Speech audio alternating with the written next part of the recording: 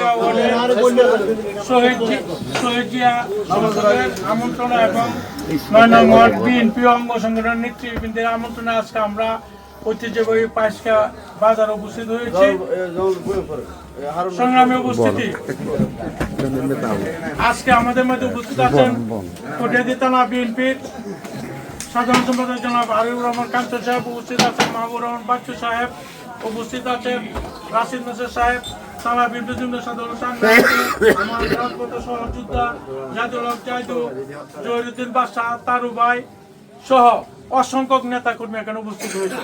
সময় যেহেতু সংক্ষিপ্ত, আমি শুধু একটা কথা বলতে চাই যে ১২ তারিখ আমাদের যে নির্বাচন, সেই নির্বাচনে বাংলাদেশ জাতীয়তাবাদী দল থেকে মরহুমা খালেদা জিয়া যাকে নমিনেশন দিয়েছেন, ধানের শীষের প্রতীক যাকে দিয়েছেন অ্যাডভোকেট জালাল সাহেব, আমাদের মধ্যে তো গ্রুপিং যতই থাক সবার লক্ষ্য একটি ধানের শীষকে পাস করানো। যেভাবে কাজ করছে ইতিপূর্বে, আমি শুধু একটু সামান্য কথা বলতে চাই যে আমাদের প্রবীণ নেতা ৮ নং ওয়ার্ডের বিএনপি সহসভাপতি মুরব্বী যে কথা বলে গিয়েছেন যে আমাদের মধ্যে গ্রুপিং কেন হয়েছে সেটা আপনারা জানেন, সেটা আমাদের গুড়াই গেল। বাচ্চু সেভেনের মতন ব্যক্তি আসমিতে ইউনিয়ন বিএনপি সদস্য হইতে সৌভাগ্য অর্জন করে নাই। বিগত দিনের আন্দোলনে সর্বোচ্চ ভূমিকা বাচ্চু সেভেন আমাদের সাথে রাখছে। আজকে আমি সেই কথা বলতে চাই না, যেহেতু আমাদের এখানে সবাই উপস্থিত হয়েছেন।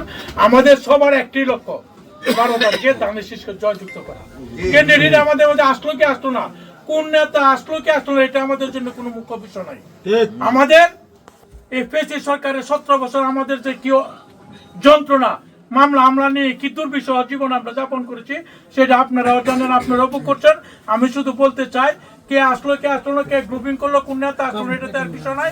আমাদের একটি লক্ষ্য বেগম খালেদা জিয়া যাকে ধানের শীষে নমিনেশন দিয়ে গেছেন, আগামী ১২ তারিখ আসমিতে ইউনিয়ন থেকে সর্বোচ্চ ভোটে আমরা ধানের শীষকে জয়যুক্ত করবো।